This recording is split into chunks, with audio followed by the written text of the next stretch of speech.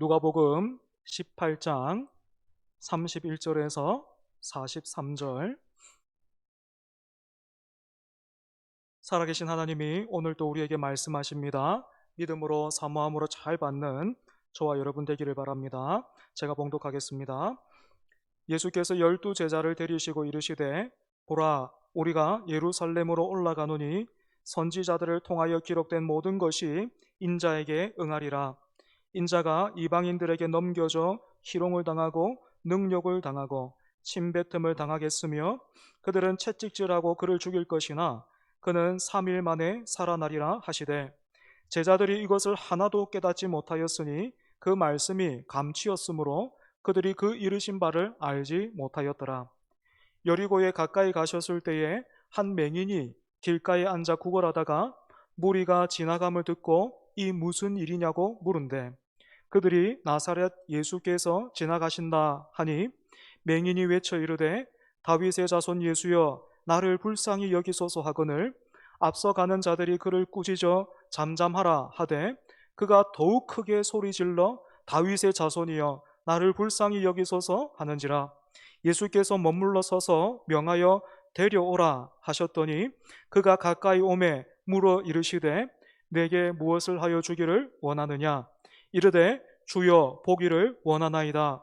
예수께서 그에게 이르시되, 보라, 내 믿음이 너를 구원하였느니라 하시매 곧 보게 되어 하나님께 영광을 돌리며 예수를 따르니 백성이 다 이를 보고 하나님을 찬양하니라. 아멘. 오늘 본문은 지난주 목요일 새벽기도 시간에 다루었던 내용인데요, 고난주간을 시작하는 우리에게 꼭 알맞는 말씀이라 생각해서 다시 한번 다뤄보려고 합니다. 31절을 보면 유월절을 지키기 위해서 예루살렘으로 가고 계시던 예수님이 12제자를 따로 데리시고 말씀하십니다. 늘 그랬던 것처럼 예수님 곁에 많은 사람들이 있었을 텐데 그 중에서도 특별히 제자들에게 예수님이 주실 말씀이 있었던 거죠. 예수님이 어떻게 말씀을 시작하고 있습니까? 보라, 이 말로 말씀을 시작하십니다. 성경을 읽으면서 우리가 보라라는 이 단어 종종 보게 되고 또 만나게 되는데 그냥 이렇게 넘어가죠, 그죠? 그런데 이 보라라는 이 말에는 주목하라라는 뜻이 있어요. 주목하라. 그러니까 예수님은 많은 무리에 섞여 있던 제자들을 향해서 여기 주목하시면서 이제부터 주실 말씀에 제자들이 집중하기를 원하셨던 거죠. 여러분, 그래서 주신 말씀 무엇입니까? 우리가 지금 예루살렘으로 올라가고 있는 중인데 이번에 예루살렘에 가게 되면 그동안 선지자들을 통해서 기록된 모든 내용이 그대로 예수님에게 이루어질 것이다, 그렇게 말씀하셨습니다. 그래서 여러분, 예루살렘에서 기다리고 있는, 예수님을 기다리고 있는 일들이 무엇입니까? 우리가 32절 그리고 또 33절을 통해서 볼 수 있는데요, 세 개의 단어로 요약을 해보면 고난, 죽으심, 부활, 이렇게 말할 수 있습니다. 이 중에서도 예수님은 자신이 받게 되실 고난에 대해서 어때요? 자세하게 말씀하고 계시지요. 그럼에도 불구하고 이 말씀을 듣고 있던 제자들의 모습은 어떻습니까? 제자들의 반응은 어떻습니까? 34절 같이 한번 읽어볼까요? 34절 시작. 제자들이 이것을 하나도 깨닫지 못하였으니 그 말씀이 감추었으므로 그들이 그 이르신 바를 알지 못하였더라. 여러분, 예수님이 자신이 받으실 고난에 대해서 제자들에게 말씀해 주신 것은 오늘 본문이 처음이 아니에요. 분명하게는요, 오늘 본문을 포함해서는 세 번째고 암시를 주신 것까지 포함하면 무려 8번째입니다. 그리고 지금 예수님이 이제 막 자, 예루살렘으로 올라가자 하면서 그 길을 떠나고 계신 게 아니에요. 벌써 지금 예루살렘에 가까이 오셨습니다. 여리고가 코앞이니까요. 백번 양보해서 제자들이 이전에 예수님이 말씀하신 것은 듣지 못하고 잊어버렸다고 해도 뭐 우리가 늘 그렇듯이, 그죠? 우리도 예수님 말씀 듣지만 잊을 때가 참 많은 것처럼 제자들도 그렇게 들었지만 기억하지 못했다 하더라도, 여러분 다시 한번 32절, 33절 한번 보십시오. 여러분 이 정도면 누구라도 태어나서 오늘 교회에 처음 온 사람이라고 해도 이 두 절 읽으면 어떻게 알 수 있겠습니까? 어떤 사실을 알 수 있겠습니까? 구체적으로 이게 무슨 의미인지 무슨 뜻인지는 몰라도 이번에 예루살렘에 올라가면 예수님에게 심상찮은 일이 있겠구나 하는 그 정도는 짐작할 수 있는 거잖아요. 그죠? 그런데 왜 제자들은 하나도 깨닫지를 못했을까요? 그 말씀이 감추였으므로 그들이 그 이르신 바를 알지 못하였더라. 예수님은 그 어느 때보다도 드러내놓고 말씀하셨는데 제자들에게는 그 말씀이 감추어져 있었어요. 여러분 보십시오. 예수님이 직접 말씀하셨어요. 예수님이 누구십니까? 성자 하나님. 하나님이 직접 말씀하셨는데 사람들이 깨닫지를 못해요. 그 말씀이 감추어져 있어요. 어떻게 이런 상황이 펼쳐질 수 있습니까? 오늘 본문 앞을 보면 어떤 부자 관리가 예수님께 나와서 어떻게 하면 영생을 얻을 수 있습니까? 이렇게 물었습니다. 여기에 예수님은 내가 가진 것을 다 팔아서 가난한 자들에게 나누어 주고 나를 따르라 하셨습니다. 그러자 이 부자 관리가요, 근심하면서 돌아가요. 왜냐하면 이 부자 관리에게 있어서 최고의 목적은 영생이 아니고 사실은 재물이었기 때문입니다. 예수님은 그렇게 근심하면서 돌아가는 부자 관리를 보면서 재물이 있는 자는 하나님 나라 들어가기가 낙타가 바늘기로 들어가는 것보다 어렵다, 그렇게 말씀하셨습니다. 그러자 베드로가 예수님의 이 말씀을 이렇게 받았어요. 우리가 우리의 모든 것을 다 버리고 주를 따랐나이다. 여러분 이게 무슨 뜻이에요? 우리가 우리의 것을 다 버리고 주를 따랐나이다. 근심하며 돌아간 부자 관리와는 다르게 우리는 다 버리고 주를 따랐으니까 잘한 거죠. 부자 관리도 받지 못한 그 복을 그러면 우리는 받을 자격이 되는 거지요. 다른 사람들과는 다르게 신대원까지 가서 다 뒤로 하고 목사까지 되었으니까 나는 잘한 거지요. 이렇게 묻고 있는 거예요. 여기에 우리 주님 이렇게 답을 하셨습니다. 제가 한번 읽어보겠습니다. 이르시되 내가 진실로 너희에게 이르노니 하나님의 나라를 위하여 집이나 아내나 형제나 부모나 자녀를 버린 자는 현세의 여러 배를 받고 내세의 영생을 받지 못할 자가 없느니라 하시니라. 여러분 베드로를 비롯한 제자들이 예수님의 이 말씀을 듣고 마음이 어땠을까요? 기분이 어땠겠습니까? 굉장히 설렜겠죠. 그죠? 그래서 저마다가 이제 예루살렘에 올라가면 무슨 일이 있을까? 이제까지 우리의 수고와 헌신에 예수님은 어떻게 얼마나 보상을 해주실까? 내가 요렇게 하고 저렇게 했는데 그거 다 예수님이 기억하고 계시겠지? 혹시 모르니까 내가 가서 좀 말씀해 드려야 되나? 여러 배를 받을 것이라고 했으니까 적어도 이쯤은 될 거야 하면서 제자들은 어서 빨리 예루살렘에 가고 싶었을 거예요. 여러분 이제 왜 예수님이 그 어느 때보다도 자신의 고난과 죽으심과 부활에 대해서 드러내놓고 말씀하셨음에도 불구하고 제자들이 하나도 깨닫지 못했는지 그 이유를 아시겠습니까? 동상이몽, 제자들의 마음이 콩밭에 가 있는 거예요.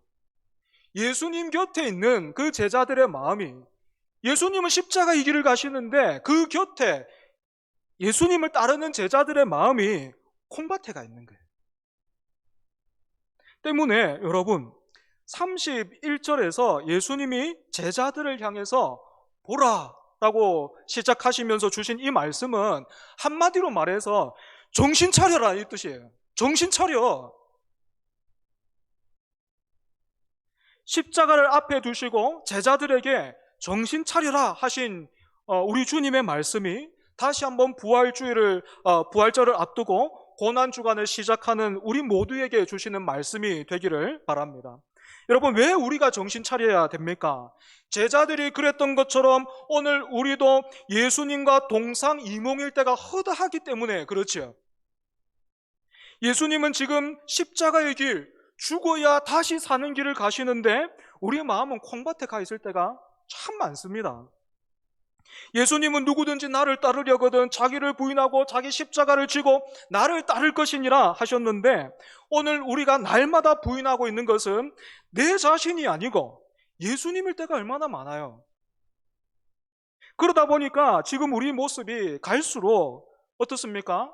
십자가는 내세우고 있는데, 성경은 말하는데, 예수님은 하나도 안 닮았던 십자군처럼 변해가고 있는 것 같아요.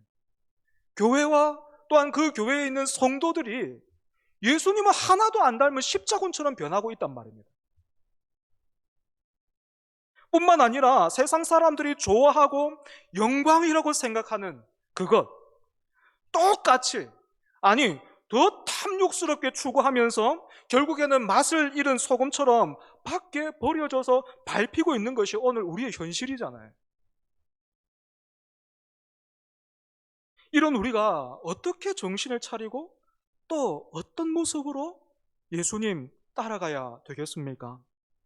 여러분, 여기에 본을 보여주고 있는 사람이 바로 35절부터 나오고 있는 여리고에 살고 있던 맹인이에요. 마가복음을 참고해 보면 이 맹인의 이름은 바디메오입니다. 바디메오가 살고 있던 여리고는 예루살렘으로 가는 길에 마지막 휴게소 같은 곳이었습니다.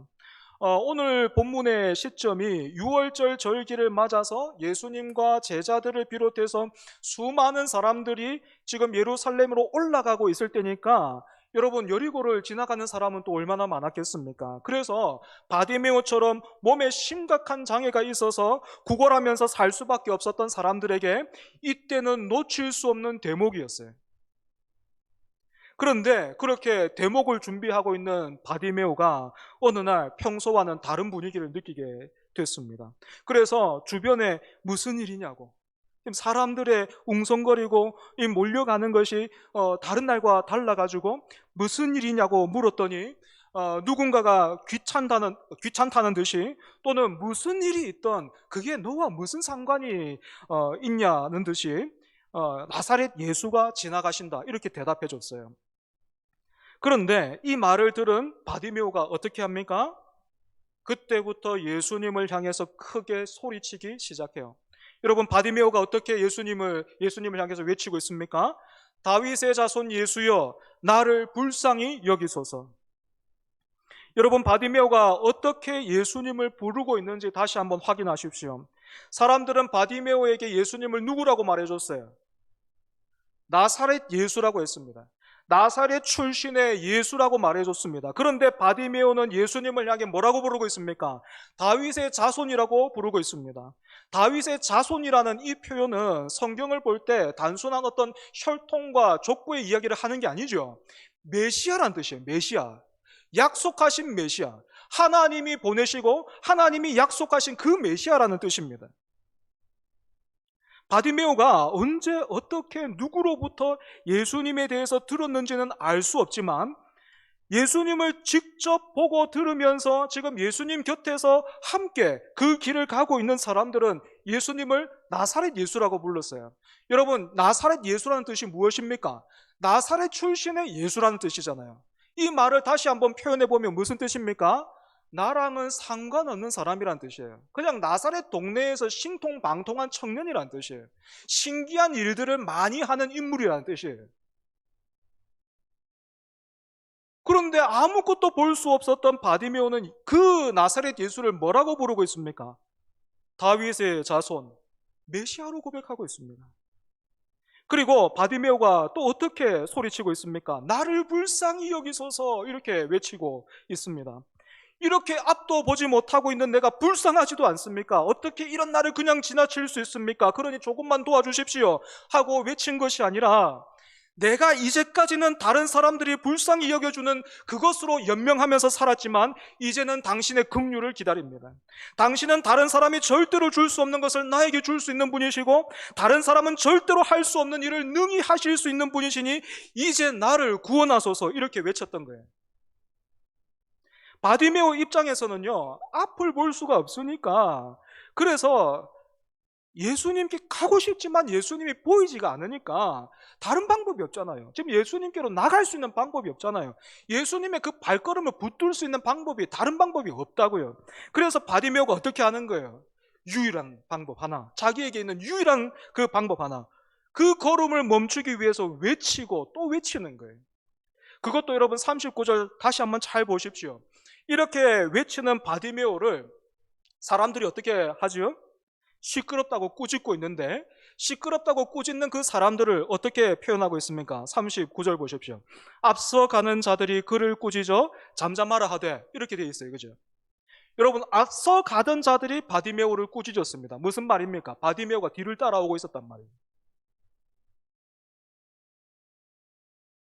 그러니까 바디메오는요, 제자리에서 소리를 그냥 앉은 채에 소리를 지른 것이 아니라 자기가 동냥하고 있던 그 자리에서 일어나서 자기의 모든 감각을 동원해서 예수님이 계실 것 같은 그곳으로, 사람들이 그렇게 웅성대고 있는 그곳으로 더듬어 가면서 외쳤던 겁니다. 그 대목에 여러분, 앞을 보지 못하는 이 사람이 자기가 동냥하는 그 자리에서 떠나서 이렇게 어딘가로 간다는 것은 여러분 굉장한 도전이고 자기 전부를 건 모험이죠. 왜 이렇게까지 했을까요?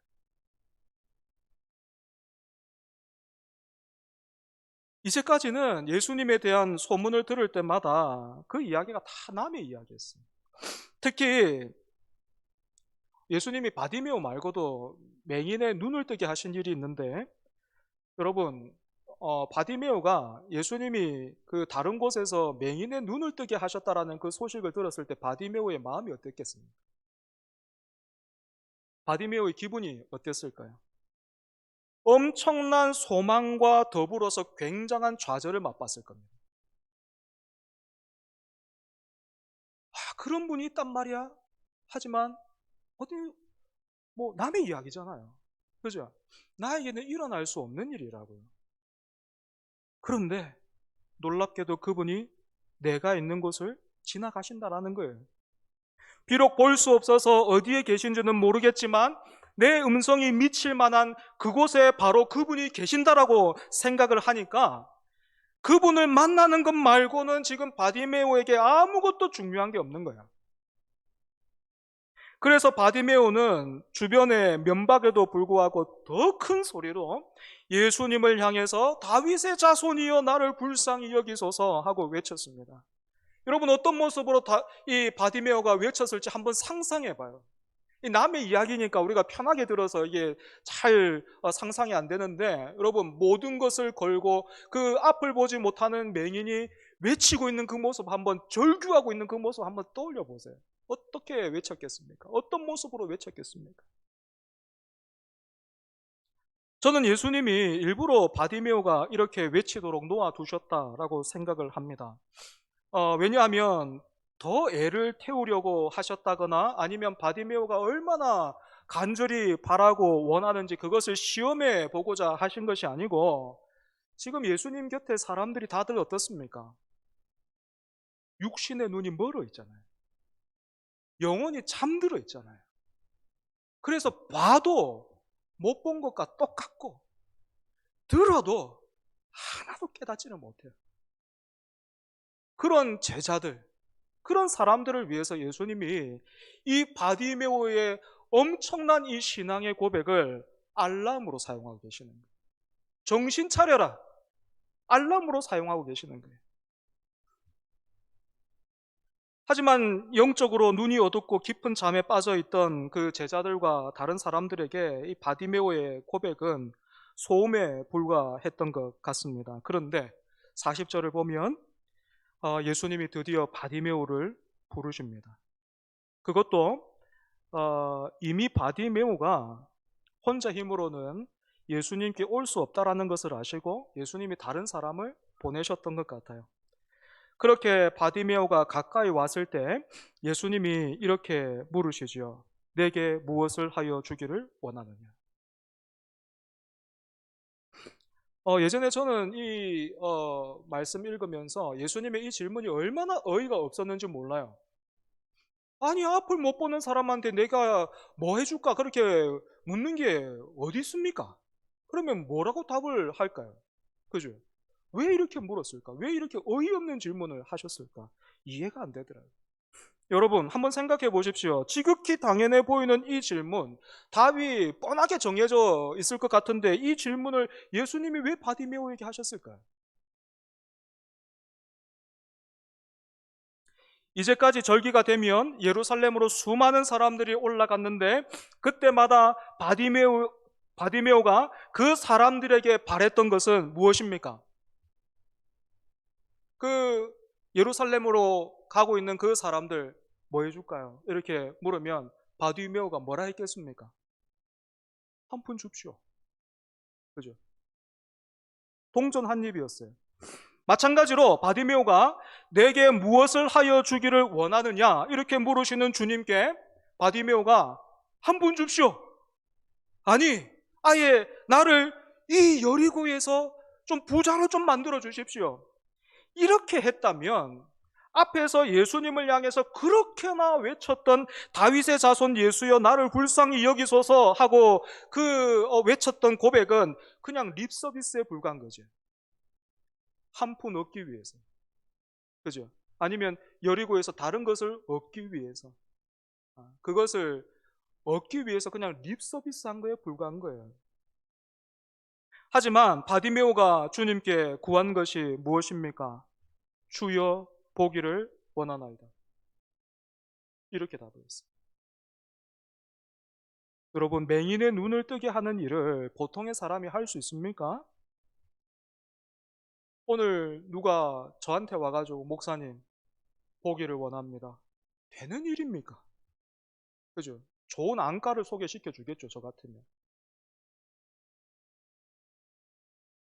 그럼에도 불구하고 바디메오가 예수님께 내게 무엇하여 주기를 원하느냐라고 물으시는 그 주님께 내가 보기를 원합니다 라고 했던 것은 바디메오가 정말로 예수님을 자기 눈을 뜨게 해주실 메시아로 믿었기 때문에 그렇습니다.